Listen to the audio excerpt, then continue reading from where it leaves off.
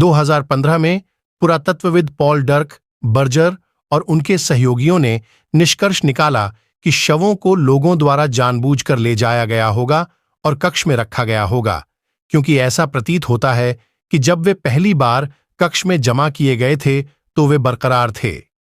Chamber में गिराए जाने से आघात का कोई सबूत नहीं है और न ही शिकार का और असाधारण संरक्षण है।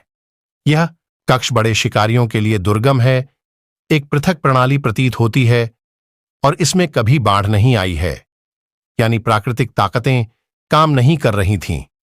कोई छिपा हुआ शाफ्ट नहीं है जिसके माध्यम से लोग गलती से गिर गए हों, और किसी आपदा का कोई सबूत नहीं है जिसने कक्ष के अंदर सभी व्यक्तियों को मार डाला हो।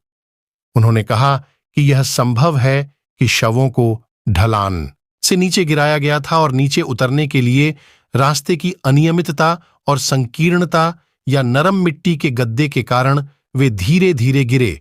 किसी भी परिदृश्य में मुर्दा घरों को गुफा में नेविगेट करने के लिए कृत्रिम प्रकाश की आवश्यकता होगी।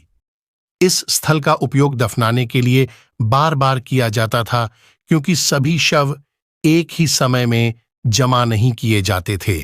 2016 में पुरामाणव विज्ञानी ऑरोरवेल ने प्रतिवाद किया कि इस तरह का संरक्षण सावधानीपूर्वक दफनाने के बजाय ममीकरण के कारण हो सकता है और लंबी हड्डी के सिर की अनुपस्थिति शिकार की याद दिलाती है। उनका मानना है कि शवों को जमा करने के लिए बाढ़ जैसी प्राकृतिक शक्तियों को नजरअंदाज करना अनुचित है। उन्होंने भृंगों के लार्वा और घोंघों द्वारा किए गए नुकसान के साक्ष्य की पहचान की, जो अपघटन की सुविधा प्रदान करते हैं।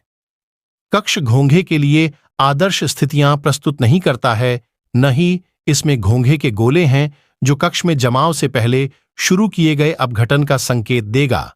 2017 में डर्क्सबर्जर और सहकर्मियों ने फिर से पुष्टि की कि गुफा में पानी के प्रवाह का कोई सबूत नहीं है और यह अधिक संभावना है कि शवों को जानबूझकर कक्ष में जमा किया गया था।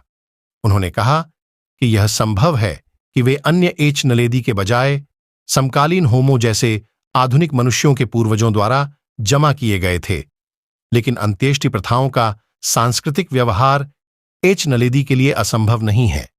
उन्होंने प्रस्तावित किया कि चैम्बर में प्लेसमेंट किसी बस्ती से सड़ते शवों को हटाने, मैला ढोने वालों को रोकने या सामाजिक बंधन और दुख के परिणाम स्वरूप किया गया होगा।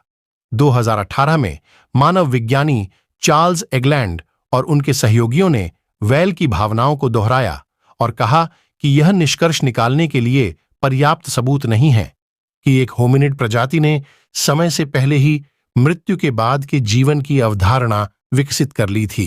उन्होंने कहा कि डिनालिडी व्यक्तियों का संरक्षण बबून के शवों के समान है जो गुफाओं में जमा हो जाते हैं, या तो गुफा में रहने वाले बबून की प्राकृतिक मृत्यु से या तेंदुए द्वारा शवों को खींचने से। 21 में एक अपरिपक्व व्यक्ति की हड्डी के टुकड़ों के विश्लेषण के बाद जूलियट ब्रॉफी और बर्जर ने फिर से कहा कि एच नलेदी अवशेषों को कुछ मानव प्रजातियों द्वारा जानबूझकर हस्तक्षेप किया गया था। यह होमो नलेदी को होमिनिड्स द्वारा दफनाने का सबसे पुराना साक्ष्य बना देगा। निष्कर्ष विवादित हैं।